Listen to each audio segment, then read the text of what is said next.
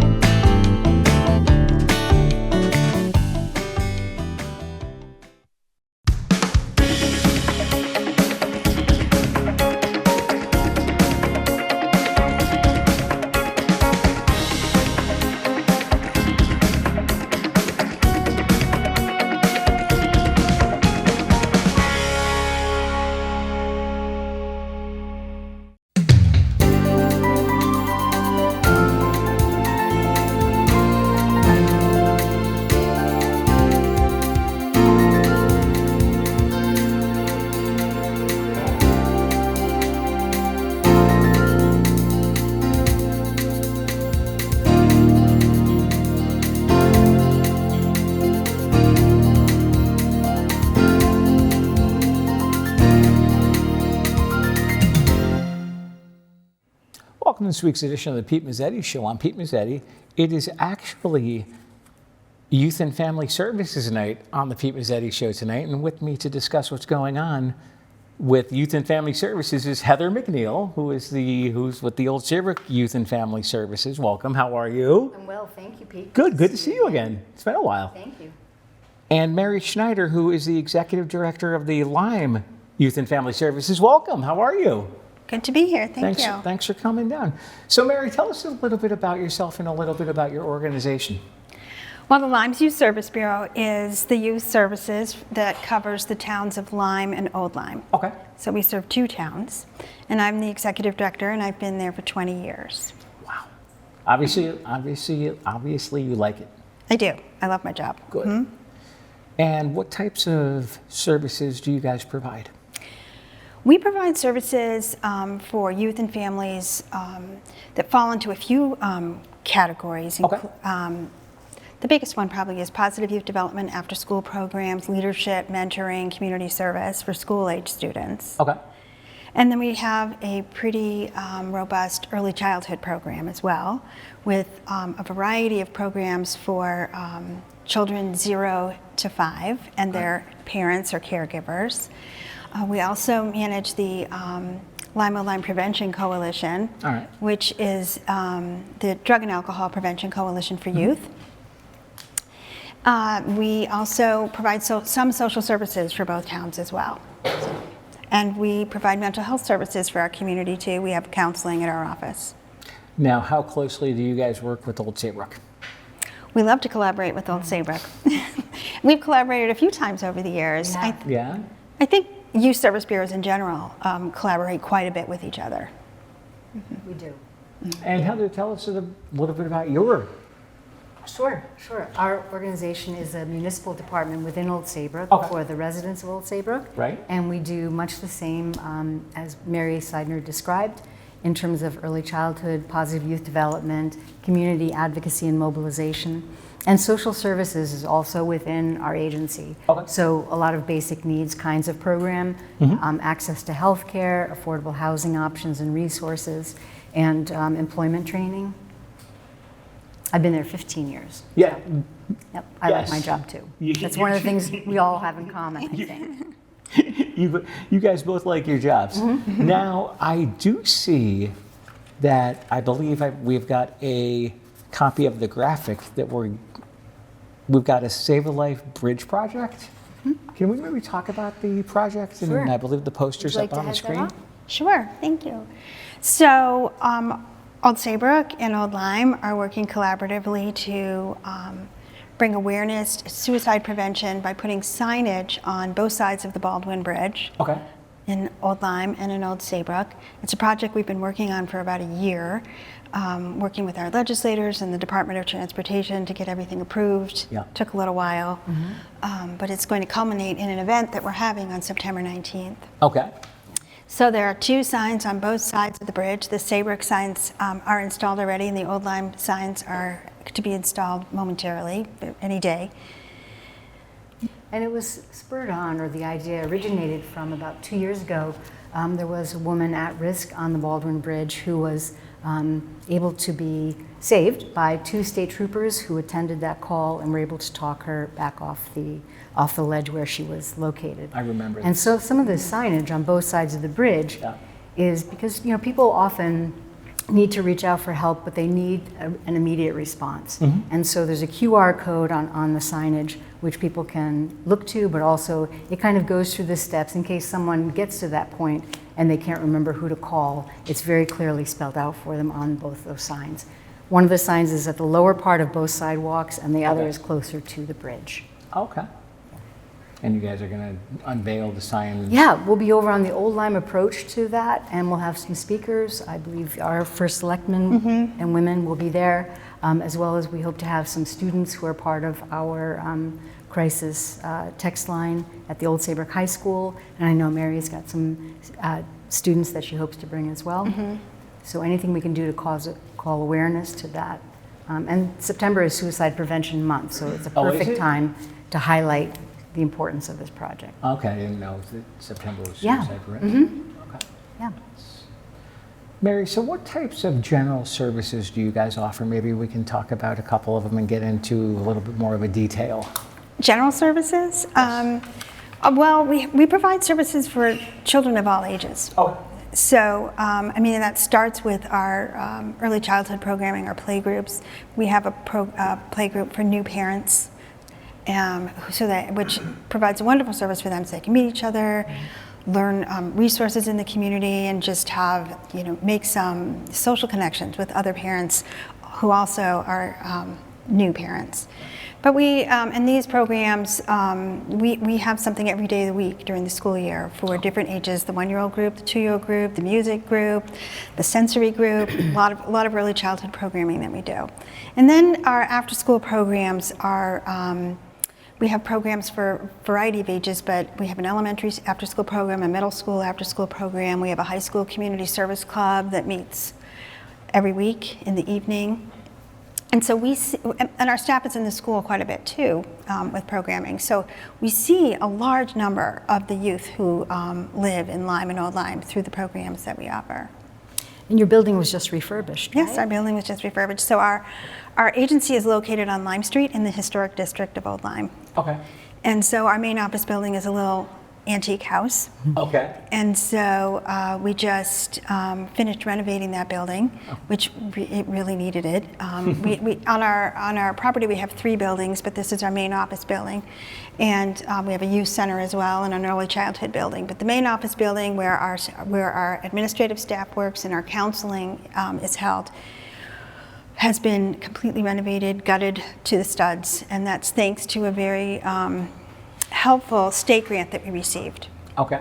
That paid for 75% of the project. It's a nonprofit grant program. All right. So, And I believe you guys are a nonprofit organization. Yes. Correct? Right, which is unusual for a youth services organization. In Connecticut, almost every town has a youth service bureau. There are about 105. I think that's the correct number. And of those 105, some serve more than one towns like we do. And of those 105, 18 are nonprofits. So so it's a small amount. So Old Saybrook, for example, is a municipal agency within town government, but we are a private nonprofit. But we collaborate heavily with the town and town hall, and we do receive funding from our towns, from both Lyme and Old Lyme. Right. So But about half of our budget is received through fundraising. Right. So I'm sure could be. It's a large part of my job. Yeah. Something that Heather doesn't really have to do, but she does things that I don't have to do. So. And tell us about your organization, some of the programs you guys have. Sure. We have an early childhood council as well, and in October we do an annual literacy event, early literacy, and it's called One Book, One Town. It's actually a national movement, and it's usually around the same time of year in different areas. And so I think that's the first weekend of October. And we partner with Acton Public Library and the school system, and the library purchases books, copies of the book that is chosen to give to all the different classrooms. So all the kids are read the story during class time, and then they come out to the library or the town green for a kind of book walk. And we have different kinds of events for them and their parents to attend. So early literacy is a big focus of our Early Childhood Council, and so we have different literacy programs throughout the year. Plus, we just installed a free little library right on youth and family property. You did? Yeah, and we sponsored 2 more, one at the public beach and one at Trask Park. Nice. So that's one area. But like Mary, we serve all ages and stages, really. So when people talk about youth service work, we're usually have very small staff, but when you think about all the ground that we cover, people are always surprised how many folks actually work there. So we rely on community partners, other town departments, and that's why we share so many resources with each other to help each other out. Now, during the summer, do you things quiet down for both of your organizations, or No. are they ramping up? Yeah, we're busy. Yeah. We're very busy. Yeah, it's busy in different ways. I think there's a kind of a cycle that we go through, and we have one slow day, and then we think, oh, we could relax a little bit, but then the next day something comes up. So, and like Mary too, we have clinical services within our agency. So, we always have social services, and myself or another clinical member is always on call for the police department or social services kinds of emergencies within town. So responding to a family that might be displaced because of a fire or related to a domestic violence issue or a housing disruption. If someone gets evicted from their housing, we might get a call to come in. So it's always busy that way. Exactly. And in the summer, we do see more folks come to this area who aren't they don't always have permanent housing. So we do see more calls for service in the summertime. Mary, you have something you'd like to add? No, well, this summer, we provide, during the summer, a lot of programming. A lot of camp-type programming.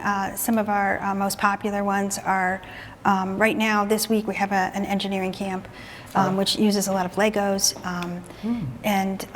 But we just wrapped up our Bold and Gold programs, which is Boys Outdoor Leadership Development and Girls Outdoor Leadership Development, which are week-long programs where the students, it's for a middle school program, and students do a variety of activities on land and sea, is what we say, and lots of leadership development, I would say. So they were paddleboarding, they were hiking, trying new sports with fabulous facilitators. Would you guys mind sticking around for another segment? Sure, be happy to. All right, we'll be right back. For decades, I've taught you everything I know. How to safely build a fire, and how to control the flames. But I can only teach wildfire prevention. Only you can prevent wildfires.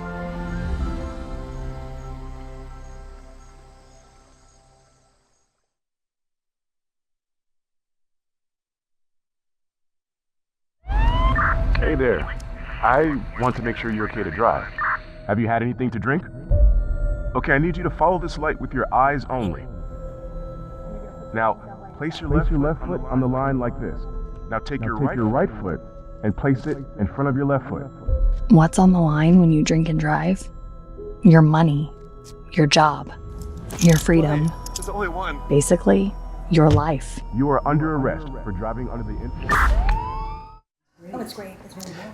Welcome back to this week's edition of the Pete Mezzetti Show. I'm Pete Mezzetti, sitting here with Mary Seidner, who's the Executive Director of the Lyme Youth Services Bureau, and Heather McNeil, who is with the Old Saybrook Youth Family Services Bureau. Welcome back. Thanks, Pete. Not a problem. So, Heather, ladies, let's open up the segment talking about the opioid awareness event in Narcan training. Sure. A lot of towns have access to opioid settlement funds that were given through the federal government and state government for us to use for some very specific purposes. One is prevention education and also towards treatment, and also special populations. So I wrote a proposal for the Estuary Senior Center in Old Saybrook, because we do know that sometimes senior citizens may have a lot of unused prescription medication within their homes, and they may have grandkids that they babysit for or something like that. So one of the aspects of this training on August 20th is medication lock boxes, but also information on disposal. So we are bringing a drug disposal box to the police station in Old Saybrook. It'll be installed there. So National Drug Take-Back Day in April. Yes. Ordinarily we send people to East Lyme or Clinton, but now Old Saybrook will have a settled location for drug take-back. Okay. But the event on the 20th, it will be Yes. kind of a brief training around opioid awareness, because we do have multi-generational homes in our town, and some folks report struggling with adult children who have substance use concerns. So we want to give them some information on where to get help, what to notice, and how to go about that. And then the Narcan training piece is we do have Narcan to give out to the folks. Okay. And they'll have a demonstration of how to use it, because it is something that most people, even if they have no previous experience administering something like that, can be shown that in a fairly easy demonstration, and there are instructions with the sample. And then anyone who attends will have their choice of lock boxes, and that could be used for prescription medication, Yeah. or even if you have, a lot of people use CBD items within their home, and we want to definitely keep those away from kids. Yes. Because a lot of them do look like candy. And between the ages of 0 and 5, the rate of intoxication Right. admissions to hospitals has really risen because they get access to it by accident and eat those. Exactly. So we want to have people store that safely. You don't want to eat something and then say, Right. I don't feel well. Right. And then something happened, and then you're going to end up in the emergency room. Yeah. And although every town has different access to different amounts of the opioid settlement money, the criteria remains the same for everyone for how to utilize those funds. So. You have something you'd like to add, Mary? Well, I agree with what Heather said. We have held several Narcan trainings in Lyme and Old Lyme, and the one that you're have planned sounds really interesting. Thank you. We do participate in the National Drug Take Back events, which are always the last Saturday in April and October from 10 to 2. We always have it at the Firehouse on Lime Street in collaboration with our police department and our fire department. And it's always amazing to me every 6 months how many prescriptions we collect. Right. It's- It's pretty important to get trained, and because you never know. It is important, yeah. And just the education piece too, for folks to know about safe disposal and not putting things, flushing things down the toilet or No. putting them in the garbage. So. No, you don't want to flush it or throw it in the garbage. Right. It's probably a safe. It's probably going to. The box is probably going to be outside of the Old Saybrook Police Department Yes. 24/7, so you can drop anything Yep. off. Interim Chief Ryan Walsh has been instrumental in filling out the paperwork for that, 'cause it's pretty extensive, but he's really moving that project forward. Very, wow, it's pretty impressive. So, what else do we want to talk about both of your agencies and get the word spread out?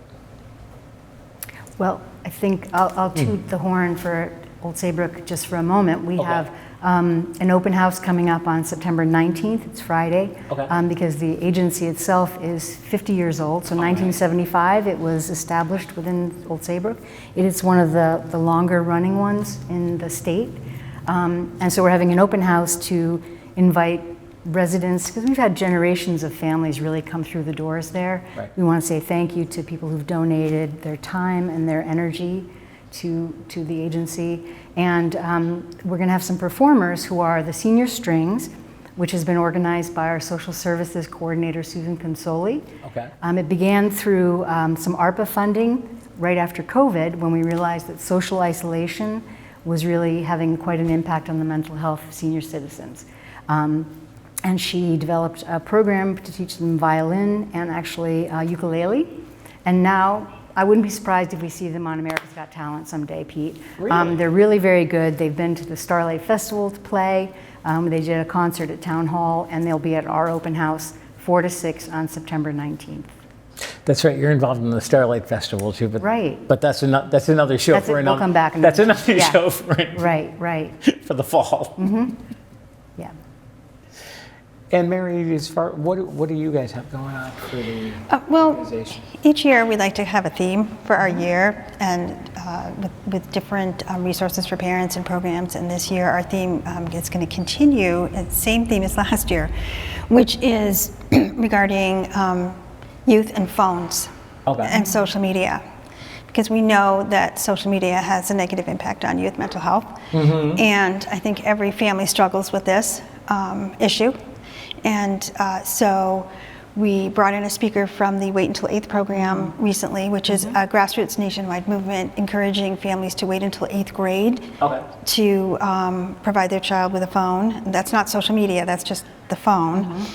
And so we're going to continue that work this year with a series of programs for parents in the evening with speakers about youth mental health and social media. We also bring our high school youth leader group into the middle school and facilitate conversations during the middle school advisories about social media. And it's interesting when you talk to the older high school students about it, and many of them will tell you they wish that they never had social media when they were younger. You know, they regret it and wish their parents hadn't given it to them, even though they begged at the time, right? Yeah, right. So, Now, as far as the school year is about to get ramped up here within the next couple of weeks, months, and what are you guys looking forward to for the upcoming school year? It's always fun. There's so much energy around. We have master level interns who come in doing their internship for clinical mental health or marriage and family therapy. So we involve them in providing groups within the schools. And then we're within the elementary school, middle school, and at the high school as well. And at the high school, our prevention specialist also does some education through some of the health classes in 9th and 10th grade for specific topics that may not be covered fully in the health curriculum. So every year is different. We always look forward to meeting some new students. And the second week of school, we take the entire freshman class to Camp Hazen for a transition to high school program. On the Tuesday, the Camp Hazen staff come to the school and do relationship building skills. And on Friday the 12th, we take the whole class to Chester, to Camp Hazen, where they do a lot of outdoor experiential learning. So that's always a hit at the beginning of the year that we look forward to. And it's that relationship building with the students that really we carry through the rest of the year. And Mary, how about your organization and looking forward to the school year? yeah, we're looking forward to the school year. We've already announced our fall programs, and they're very well received. So we just love having the kids at the youth center every day after school. And do you have a youth center in Silver? We don't. Okay. Yeah, Park and Rec does. Okay, right. So we do have a youth center. Our facility, our agency is located on Lime Street right in front of the middle school. So students can walk from the middle school and the high school, which is a very nice location to be. So. Now, one thing I want to talk about is we're going to go back to the Save a Life Bridge project, but I also want to talk about the Brian Daigle Foundation and exactly what they are and who they are. I've heard of them, so I'm familiar with the name, but I'm not familiar with exactly what they do. Ann Daigle is a remarkable woman. Okay. Lives in East Lyme. All right. And her son passed away when he was a junior in college. And she has dedicated her life's work since his passing to grief support and suicide awareness. And she's become a force in the state of Connecticut. She wanted to create an organization to help families with hope and healing, is her phrase. And she started a series of support groups in our region and started fundraising, started her own nonprofit and started fundraising to create a center. So now there is a Center for Hope and Healing in Niantic on Main Street. But she has a variety of support groups for all different types of grief and counseling and other programming. She is a leader statewide in the suicide awareness. She sits on the Connecticut Statewide Suicide Advisory Board. She's a resource to many of the youth service bureaus and mental health agencies in our region. And she has been working with Heather and myself to help plan the events for September 19th. Oh, nice. And she seems like she does a lot of wonderful work. I haven't had her on, but maybe one of these days. You should. Yeah.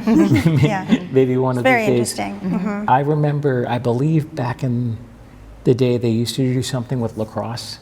They do. They still do. Oh, they still do it. Okay. They call it. So her son was a lacrosse player, and she has a program called Lax to Live. Yes. And she meets with different teams throughout the lacrosse season to talk about suicide awareness and It's a wonderful program. I believe she meets with 2 teams right before their game. So. She actually, a bunch of years ago, I was involved with Morgan Boys Lacrosse in Clinton, and they came out and did the Yes. did the program, and that was pretty touching. I'm like, Yeah. oh my God.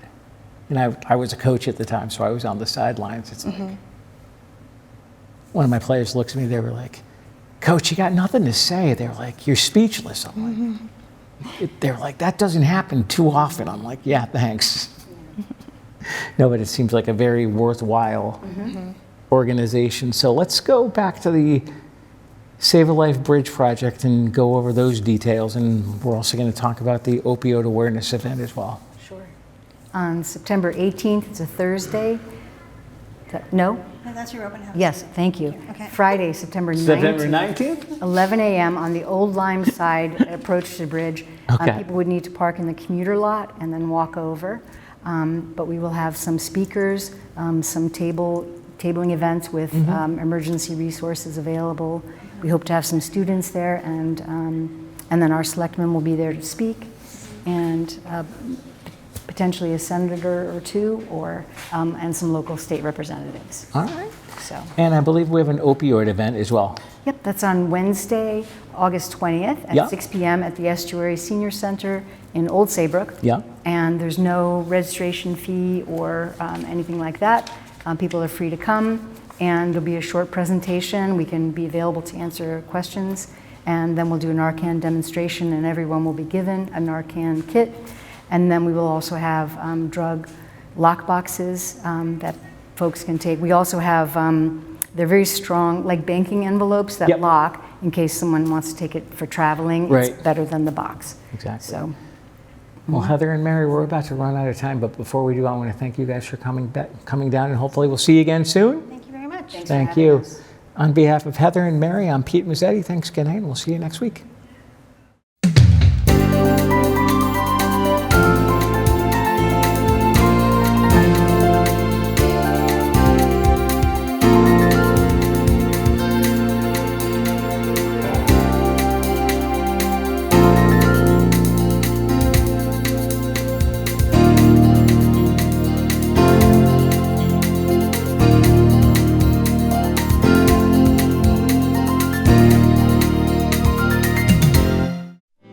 The preceding program was brought to you in part by